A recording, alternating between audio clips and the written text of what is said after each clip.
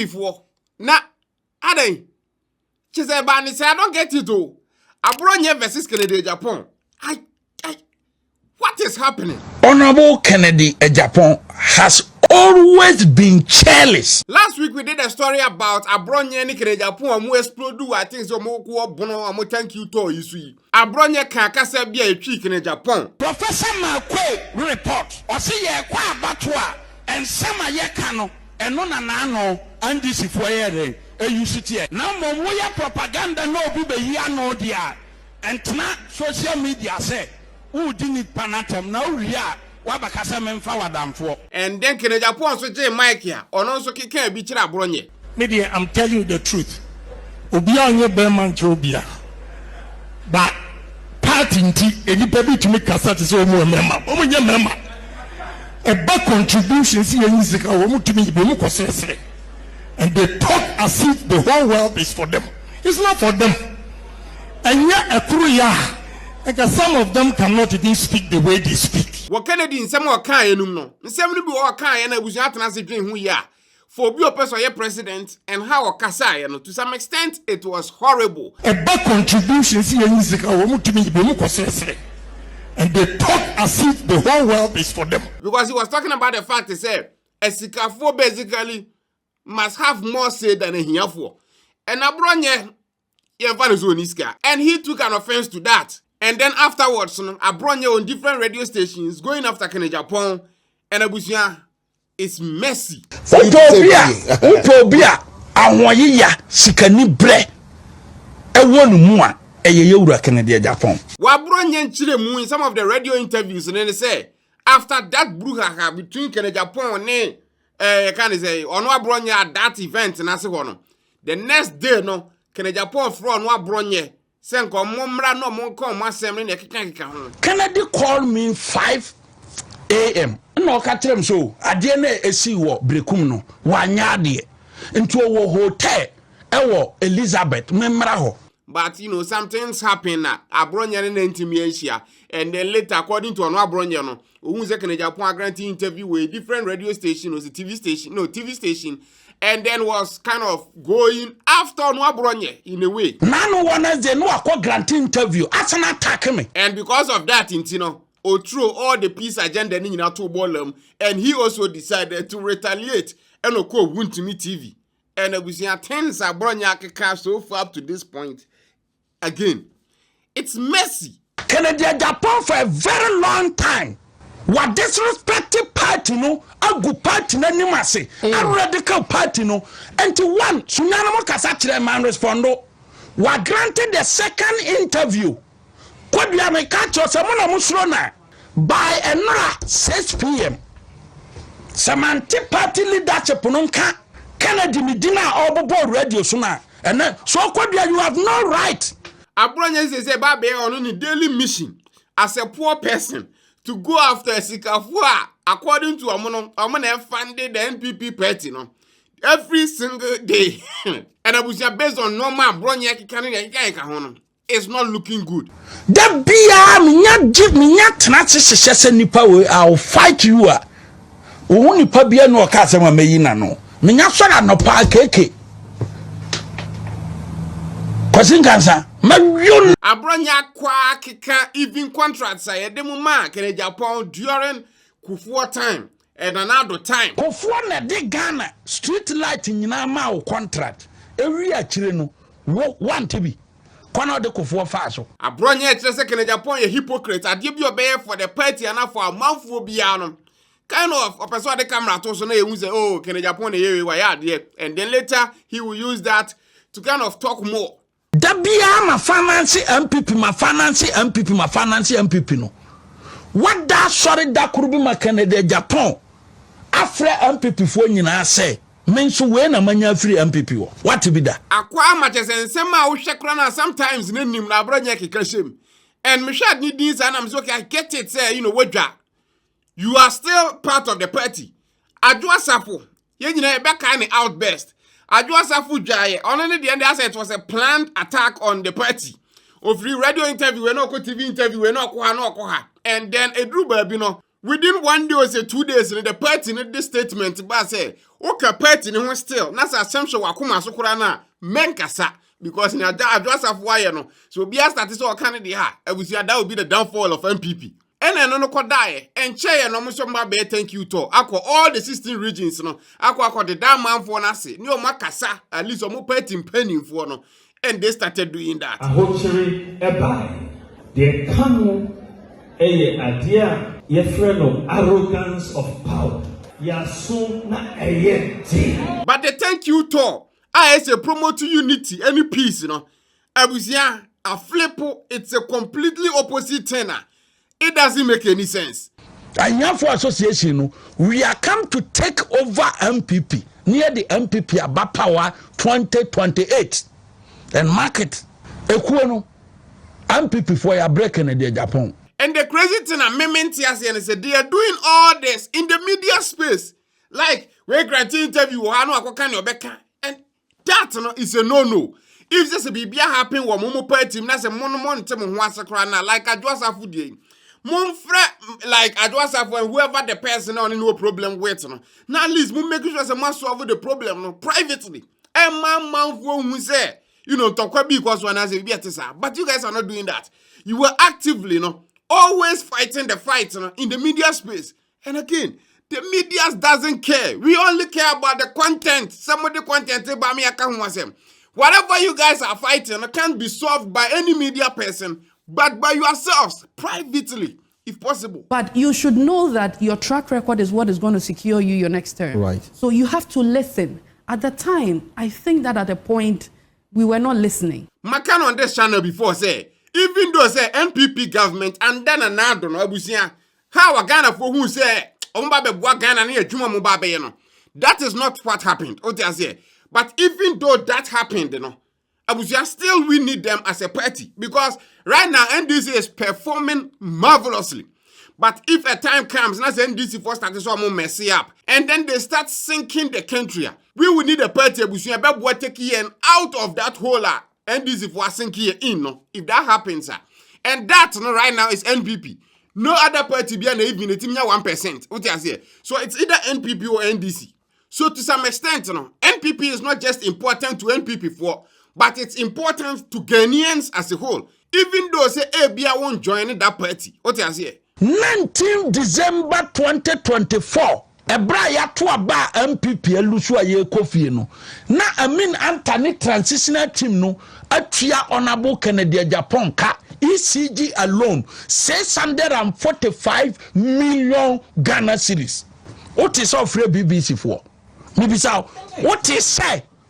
I am telling you today. And if this silly fight between Abronye and Agyapong, Adwasafo, good to many if it keeps happening within the public space, the media space now, that becomes very bad for the NPP and also bad for Ghana as a whole. Also a honest person, but I call him dishonest person. Say, time na do a bang any finance minister, former finance minister, Amin Atta. 645 million Ghana cedis. Adiama won contract awuye o ECG no 19 December 2024 no. Bacho ofre BBC for. But the mentia say for Adwasafo there no. It took I think 2 or 3 days for the party to shut her down. Abronye the way it's like almost a week, and I don't see anything from the party. I'm confused. Is it say Abronye is talking kind of NPP for Adwin and as saying? Or did just 1 million eba MPP aso no ofre wiase central for nyina say be ya or de be fanfuli e fanfo no na fanfo na hu se Kennedy Agyapong ewo akomapa e de ma MPP woye wagadrini woye kalaburani woye dargani woye dishonest person. These are hardcore facts. I am giving it to you. Is the NPP party behind Abronye and Nasa saying? Because there is a saying what Ghana say, hey, me buo, but so be a bua. Menu, what you say? And is that what we are saying right now? Today, attending one in another danko akufwado. What is second the bar bontin da krokra be ka say, manya dumo ECG na contract family say. and one so be na no and a minister when full soldiers and now wona yedi adwuma ma as a businessman, as a party member, wo gi sika na hemfafo na ade hwe omo na pa de contract na ma no fi so nim nyansa say obeye press say na media ama Canada Japan so no so mfa meboa full soldiers. And I'm not saying say whatever Abronye is saying, I say nyansa bi ani man, I say it doesn't have its merits. Because for example, nsema Abronye akekani bi no, it gives clarity to nsem bi ebi akoso. Can Japan keep saying it's always car, or they say, and then or the cast about what party near can. When it comes to the cast angle now, according to Abronye, if ni Abronye can you true. As a contract to say the Kokodik in Japan some and kind of import to cars so say the buy and on some the fire baby Drugana and then on some of them penny for within the party no. That doesn't mean they can Japan car according to Abronye. That doesn't mean they can Japan car on the to talk. So those pickups in the can. In this second Japan cars on the koto those pickups on the buyer. The bro moi no crebi anim. Canada Japan, let me set it on record say 2016 or my party be a pickup. And I'll tell you why. To say be a ukeke, you are a businessman. One marbon thing. Now mum upe NPP. What you say? Businessman for you know more NPP mono. One year say yen sika. Yen sika na yen fan top pickups. Na businessman for no sika at the top pickups here. Na se wo na ukoko faba ya wo se ye wa. Eno no di adomako ba fi atem wo ho ewie ya oseme man support me so wadi matem. Second, not talk about the fact that in Japan time okoko ma NPP for 1 million cedis seka bi omode do mo fantuatu bi no. Okwa the media houses quiet, to make it say okay, make in Japan me we scam me the finance of the party me who thing when it comes to ska me am discover NPP for Monica Pre. According to Abronye in Japan did that. Say na be amanfo be hu say okay. Akwa ekura na say on na ebo party nti no. Bibiania, let's keep him at the back of our minds. But the same way, no, Dr. Mahmoud Bawumia gave 2.5 million Ghana cedis to the party. But Obiakura Nkanwasem, no one even knew about it. So if that is the case, then Japan is not kind of the sole financier of the party. As a my yeno to be, no, what you say? And Okotia 1 million meboa. January this year, January 25th. Yewura Dr. Mahmoud Bawumia donated 2.1 million to the new patriotic party. Bawumia or donated 2.1 million. Or say me mfa ma TV show. Kude or say monye na mo fan run party no expenses biye wo ho. Ene e ka biya party ne de no. Bawumia donated 2.1 million. One free TV for. So if Abronye is talking about some of this stuff and then it hits the media space now, people like me, people create content on some of trending issues, social issues in the some of us will take it on and then talk about it. And again, that doesn't help Momo Pet, and what you guys are trying to even achieve. What you say? So what is our attack si obi ana MDB no wakwa pa adwuma no mo se no say ye the way ama nti me yemfa we so mani pa atwumasi oba ya no wabebo pa na media phone disasi okuratem sa minister koranatem sana no ye okroma. Because in my opinion no ne start we nyina no the thank you to instead of saying ka party na nke be da ade we ya no like the party penning for no that wasn't the case this time around. Yes, Dr. Mahmoud Bawumia and lead that course no. Now I don't know how a party ni omo no ma if say afibia na say each 4 years be on mo to abana so mo we ni a nipa di animu for the thank you turn na kan ka. But so work in Japan camper, it will feel like these guys are doing it again. They are kind of giving Bawumia an unfair advantage over Kenya Japan because if say Bawumia ko na so ko the damn man for Asia na say Kenya Japan ko bia, then it feels like okay next time around I be the kind of flag bearership election. It will feel like okay, even though they lose you, but we by what diase. Kenya Japan did nothing. Kenya Japan at the time, I'm thinking that is the reason why Kenya Japan joining the thank you tour, but later free me. Me fee say me free more. Because right now the NPP for winning. The person is powerful within the party, the party chairman. So that person, and ABRS will choose to say anyway, and they call that thank you tour. But this time around, no, you say Bawumia, and currently, no, But Umiane Agyapong hold the exact same position. Obi anye superior over anybody. Because the moment here, you elected President Dr. Mahmoud Bawumia. Wow. You elected as the flag bearer went to me no. That election, it's null and void. What I say? So until say a new election, Bebano, the powerful person right now within the party chairman, and not Dr. Mahmoud Bawumia. It is our no Dr. Mahmoud Bawumia nearly did that thank you to honor. What be taken in Japan, I dream and I camp for our dream. It's an unfair advantage. What I say? Because right now, even the chairman of the party, they thank you to honor Kwiti. Like you see, we exited for Deben. It is what it is. Me, Mensire Niskada. Canada Japan him dinner the frame. So I honest person or frame Abronye dear or hear me stubborn proud. A dinner Canada Japan the frame or frame or hear me stubborn proud. Mensire na dear that 7 him so city. If the NPP penning for now should be a young 5 year we say one. But we after the election 38%. Come 2028. 125% to Kremunya because a free was for Abronye. Now, if they want to miss that, is all Kasa. If they can say, lose, you will not start to Kasa. Where do you think it will lead the party? Eh? Come on, number Johnny and this for. Who said, to trust 70? Yabat na CCA.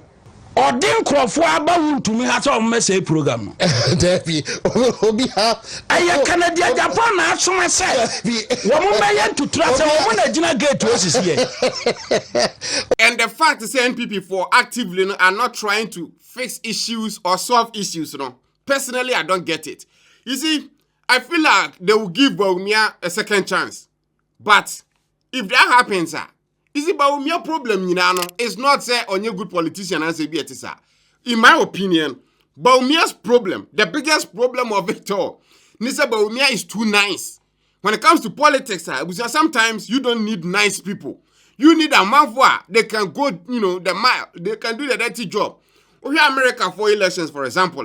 The Republican Party of America, they chose Donald Trump to lead them. Not because any other good candidate, but they saw, okay, even though, Trump sometimes is wild, he is the best person to get them power, get the Republican Party, in power.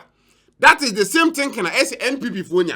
As a party, you should think about gaining power and then bringing your ideas to, fruition in the And right now, I don't see, Dr. Mahmoud Bawumia is the person, because again, he's too nice. But for the second in Japan, Chairman TB and another no a shower, really. I cannot see what I said, no for shame. So I yancy suye. So when it comes to Yanko Mugamua, Japan can go. When it comes to Yanko Nicer, he can do that. That is the type of person I'm here to compete with whoever NDC will bring, in 2028. How evil and devil Utopia or Yelsikani bre ahoya baye dambo jimie. He's number one. Debbie, I hold the baby year through. But we can say, Magraheb, but then again, now some Hamas you too nice, but he won anyway. Yeah, the problem with that, and they say, during the last election, NDC for winning ye. If they come with the capital, and the Baba stand there, Kran and Castle, NDC will win. Simply because don't buy my mess Ghana up. What I say, Ghana was kind of falling. Everything be a better be Nana Duntie. Even people from the own party, Kasakura Naunti, according to even Dr. Mahmoud Bawumia's own words, or see arrogance of power and a Momuko position. Ahochiri ebai, the kanu eye idea ye friend of arrogance of power. Yasu na eye. So even though say Mahama ye nice, I was here, Dr. Mahmoud Bawumia is like 100 times nicer, and that is not kind of a politician which might rely on to kind of get you power. So, during the flag bearership race in Ebehu. Kufwa, what the Kufwa to from Ghana ha? Motia Bretia Mutri Tasia Mumore Wu Yenina, Moba Cromanomu Nicaprio. Kufwa na de Ghana, street light in Yinama contract. Every Chireno, one TB. Kwana de Kufwa Faso. So, to wrap this up, you make catch up to and say, if the NPP party and find the way to solve these issues that happen right now within the party now, at the long run, it's going to hurt the party itself. And no man say, yeah, a bad woman almost in opposition for a very long time. unless that is what they are trying to go for. Every video ni here. Mami who your comment section as well. Tap send. Den numero uno. Mobile app abusia betimi dia send this car command dofo e wo Ghana. So wo Italy, wo Germany, wo Europe, wo USA, wo even Dubai. Na person send this car the brand dofo wo Ghana. App where so use tap send. Kwa Apple App Store na Google Play Store na kwa download no right now for two phones so. Because how they send this car command dofo bia. Yanti we levy untuashe exchange rate in was it's fast, it's secure, it's all the good things and mouth trouble. Almost security a top notch. And I first time I could download the app now you see they send this car. Ubo code Magraheb Shema. Depending on baby I want you better see a choska. I'm at the ska was sending on. There was just only starting use to tap sender. Me confirm our net. Even no more mobile wallet. I was your bet me load do no with ska. The times also I send this kind of command for Ghana. Na nyafe na be connected to bank. Dabi. Oh tap wallet no. The fast na is what send ko. Tap send the abusia. Min can form enough. This a use tap send ya. Ko Apple App Store na Google Play Store na ko download no right now. Tap send. Papa no. Thanks for watching. Subscribe to the channel for videos like this every day. Till we meet again abusia. Adios.